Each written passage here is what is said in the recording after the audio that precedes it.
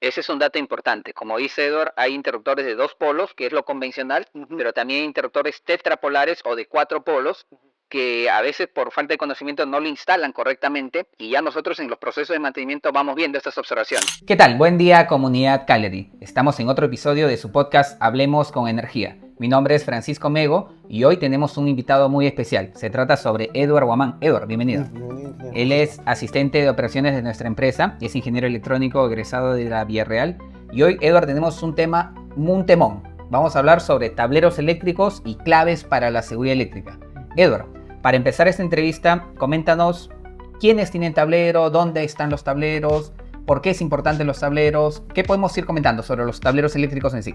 Ya. La importancia de los tableros eléctricos mayormente viene porque tenemos que en nuestras casas o en la parte de industria o en centros comerciales tenemos siempre circuitos que van hacia, puede ser iluminación, toma corrientes, en parte comercial o en la parte industrial sería, por ejemplo, no sé, motores, ascensores, todas esas cosas.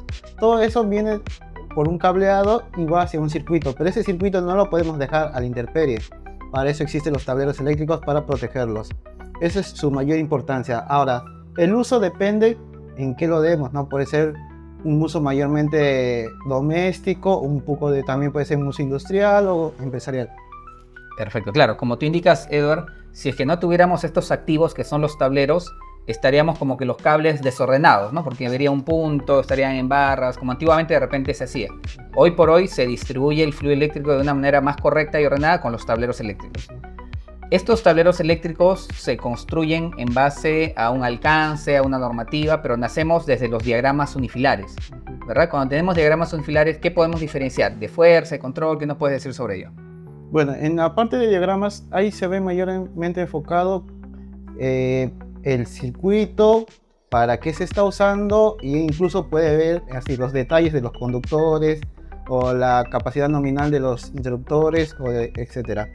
Ahora, en estas partes es muy importante también los tableros porque no podemos poner también un tablero en sí, no podíamos poner un tablero por poner, porque tiene que ser de un material específico y tiene que tener ciertas protecciones. Ahora, los materiales que se usa para una fabricación de un tablero, eso va a depender para qué usemos. Por un caso de los usos domésticos, por lo general se ponen los de PVC. Y en caso de que son ya en parte de fábricas, industrias o centros empresariales, ahí se iría más a los tableros metálicos, netamente ya. Y si quieren ser un poquito más grado de protección, ya iríamos con los que son galvanizados o una especie de aleación entre aluminio. Y en esta parte también va, como dije, la parte de protección. En la normativa IEC 60439-1, ella específicamente habla sobre los grados de protección que debe tener un tablero. Por ejemplo, un IEP 00, ¿qué significaría? Que el tablero no tiene ninguna protección. El 0 significa sin protección. En este caso, como dije, 2 veces 0, el primer 0 significaría mayormente a la parte sólida, los polvos, residuos como puede ser tierra o así.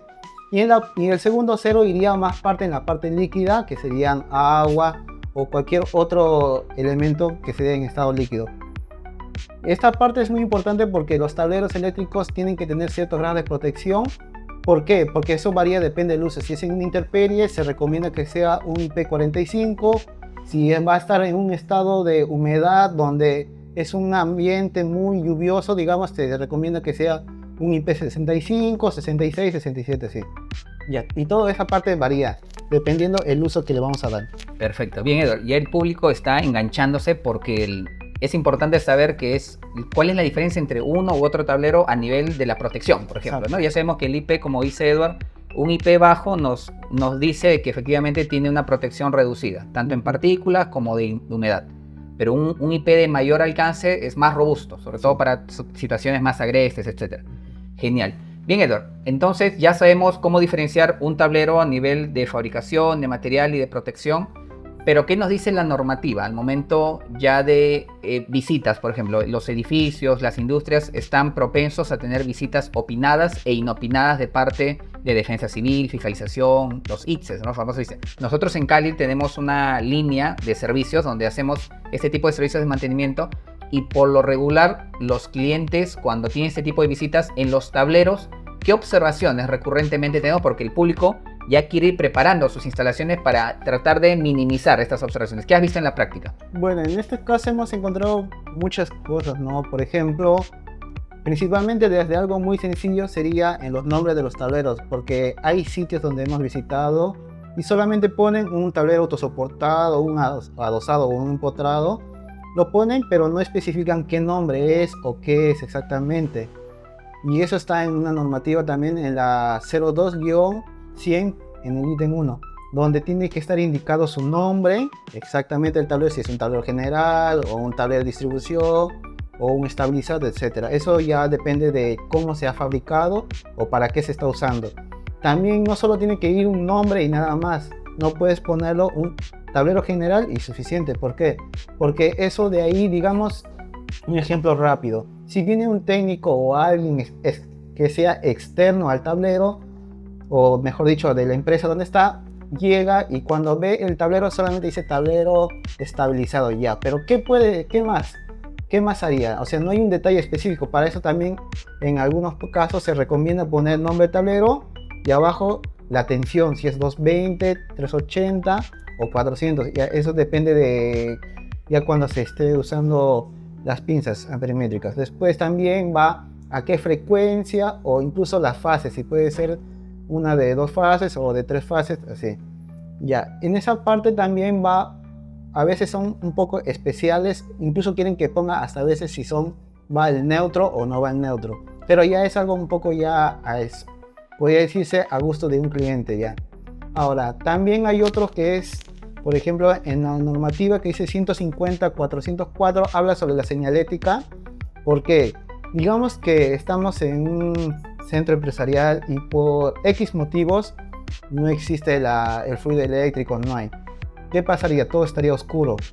¿Y qué pasa? Si uno quiere hacer, por ejemplo, algunas maniobras para que empiece a funcionar el grupo, electrógenos y todas esas cosas, para eso, si está en un ambiente que es oscuro, para eso sirven las señaléticas, que especialmente requerimos nosotros que sea de fotoluminiscente. Porque hemos encontrado casos también donde solamente ponen una señalética, pero ¿qué pasa? Cuando está en un ambiente oscuro, no hay una visión clara. En cambio, si es un fotoluminiscente, sí se puede ver todas esas cosas. Otra normativa es también sobre los directorios, que es en la parte 20-100, en el ítem 3, donde no solo basta que el tablero esté con su nombre y la señalética, también tiene que ver que una parte donde diga como una especie de leyenda donde nos indique el circuito 1 para qué va o qué está alimentando, el circuito 2 también, y así sucesivamente. Bien, entonces lo que nos ha comentado Edward, ya los administradores, los jefes de mantenimiento, aquellos que están de cara a la operación están tomando nota porque hemos hablado de varias normativas. Ya tomen en cuenta la señalética, que es fotoluminiscente, que quiere decir que se ilumina cuando está oscuro el ambiente, en los directorios y etc. Bien, algo que también se suele ver en las visitas de ITSE, por ejemplo, es que a veces los gabinetes eléctricos no tienen un respaldo, una luminaria de emergencia. ¿Qué has visto sobre ello? ¿Cómo se soluciona cuando a veces no se adapta a la situación? Bueno, en estos casos, la importancia de esa, puede decirse, de esa luminaria o de la luz de emergencia es para que podamos tener una visión, porque hay veces que hay costumbres donde ponemos en cuartos, pero esos cuartos no hay una iluminación. ¿Qué pasa? Para eso está esa luz de emergencia. Lo que hacemos es tratar de tomar de un punto o de una iluminación y así sucesivamente también en todos los tableros. Específicamente, todos los tableros deberían tener su propio luz de emergencia. Ahora, ¿qué pasa? Hay veces que, digamos, en un cuarto hay como 5 o 6 tableros. En estos casos se podría ahorrar. Ya no vas a poner uno en uno porque estarías poniendo demasiada luz y aparte es muy ineficiente. Por esos casos se pueden poner 1 o hasta 2. Eso ya dependería. Bien, entonces ya hemos estado hablando hasta acá sobre la construcción, el tema de la protección del propio tablero, el tema de solicitudes de parte del ITSE o de fiscalización.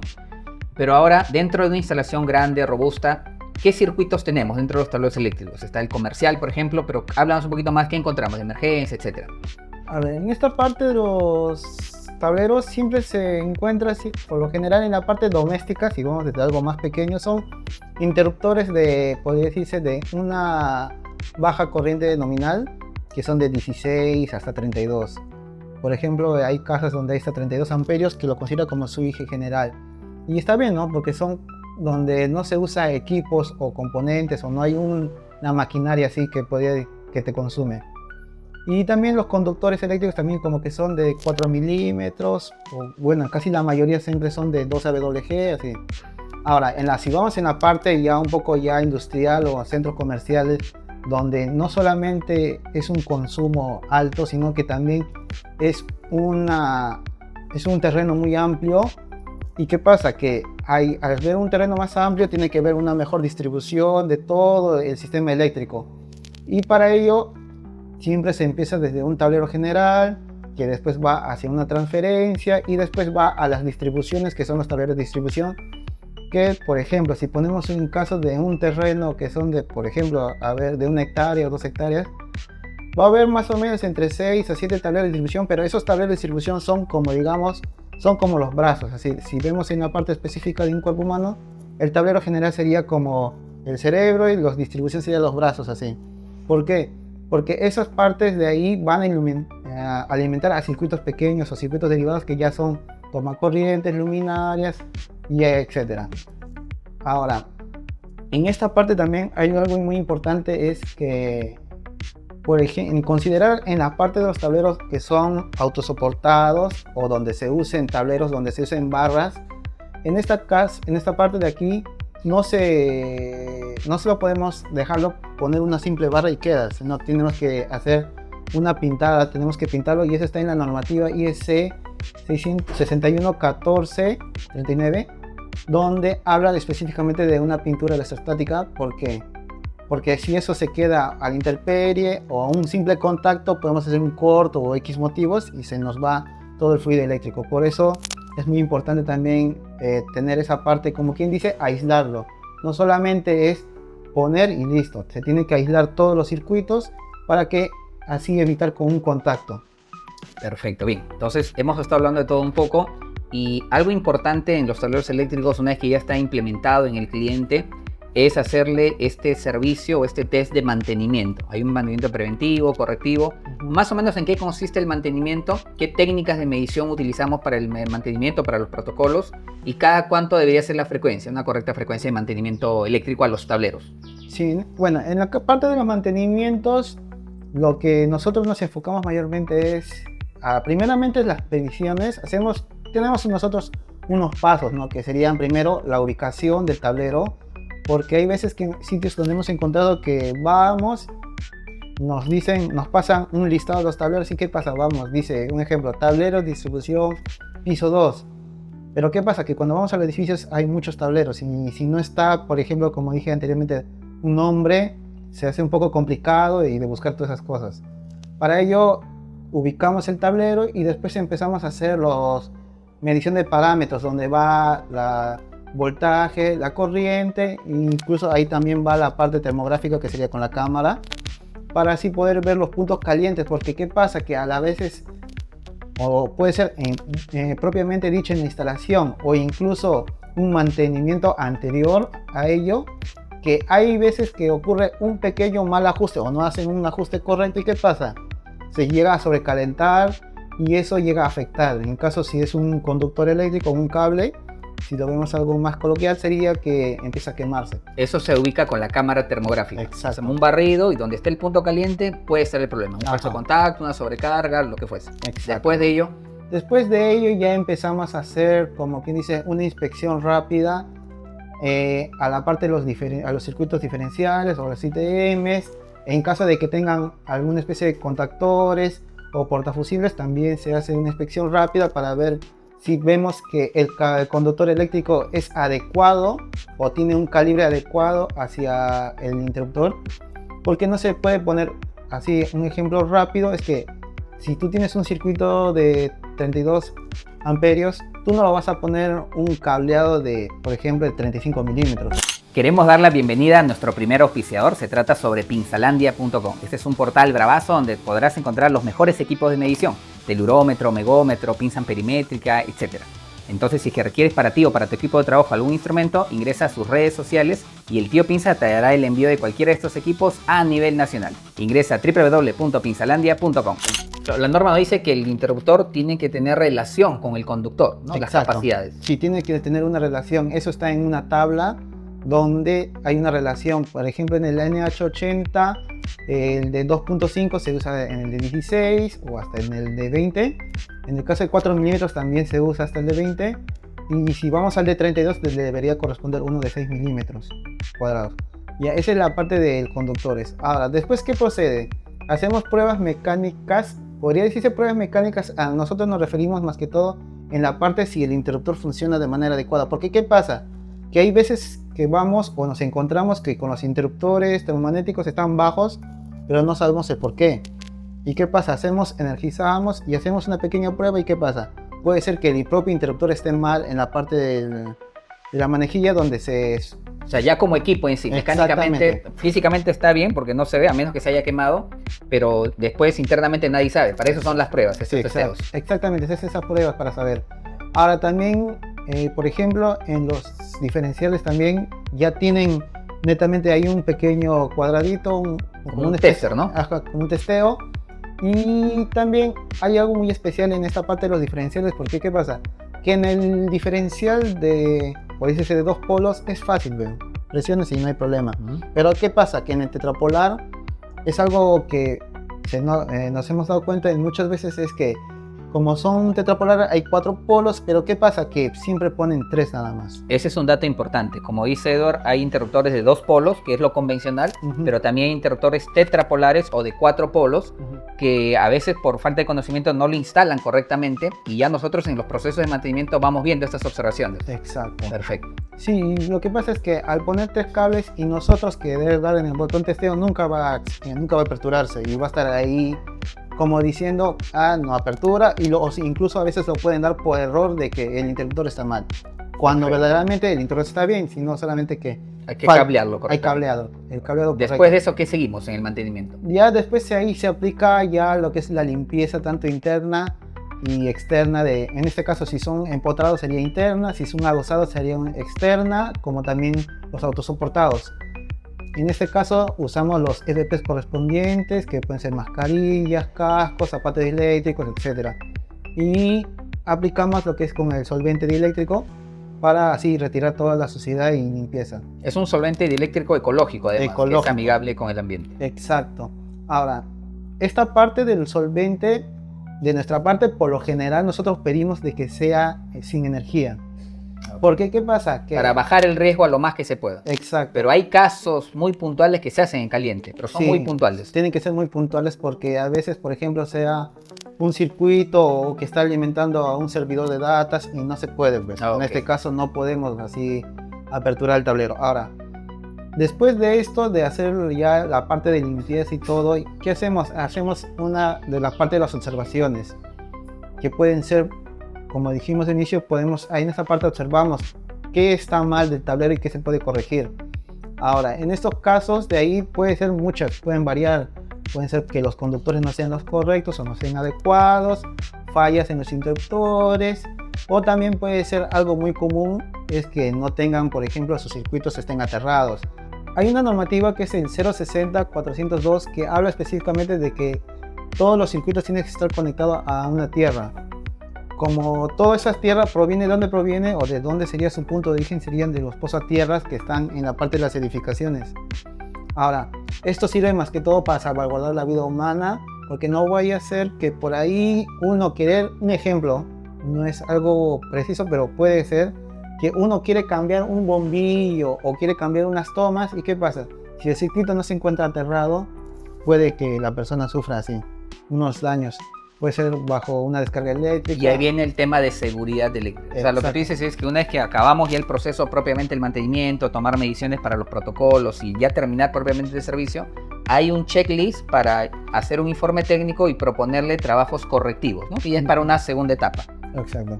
Perfecto. Bien, Edward, la frecuencia de mantenimiento, ¿qué es lo normal, qué se suele dar o de qué depende? Bueno, esto depende de muchos factores. Por lo general, que nosotros hacemos siempre es una vez al año, pero eso también va a depender del ambiente, porque ahí, si por ejemplo hay edificios o sistemas o almacenes que están cerca a la playa, y hay una humedad muy alta. ¿Y qué pasa? Que los tableros tienden a corroerse o a ensuciarse, podría decirse, mucho más rápido, y eso se requiere que sea por lo menos cada 2 veces al año, así. Ahora, pero eso ya son casos un poco extremos ya. Por eso, como dije al inicio, si estás en un ambiente donde es muy húmedo, está cerca al mar, por lo general a los tableros se les recomienda subir el grado de protección, que es el IP. Cosa que así, aparte de ahorrarte también, no solamente es a un simple ahorro, sino que también guardas o proteges a todos tus equipos eléctricos. Porque ¿qué pasa si tú pones, como dije al inicio, el tablero con una protección muy baja y lo dejas, puede decirse, a la intemperie, o está cerca de un ambiente húmedo? Tiende a corroerse, y eso, o esa corrosión, o incluso puede entrar hasta humedad adentro del tablero y puedes dañar los equipos eléctricos. Genial, perfecto. Edward, muchísimas gracias por tu participación. Ha sido un conversatorio extenso, pero además también nutrido de normativas, de casos prácticos, de casuísticas que se operan, y además dándole algunos tips o atajos a los usuarios finales. Entonces yo creo que vamos a invitarte, Edward, para una segunda oportunidad. Vamos viendo de qué vamos a conversar. Entonces, 2 cosas le quiero informar. El primero, ya saben que realizamos nosotros en Caleri este tipo de servicios de mantenimiento eléctrico a toda la infraestructura eléctrica. Si es que quieres contratar este tipo de servicios, escríbenos al correo y teléfono que aparecen en pantalla. Y si es que tú deseas ser parte de este podcast también, escríbenos y vamos coordinando, agendando este tipo de entrevistas. Así es que ya saben, esto es Hablemos con Energía. Nos estamos viendo hasta el siguiente capítulo. Hasta luego. Hasta luego.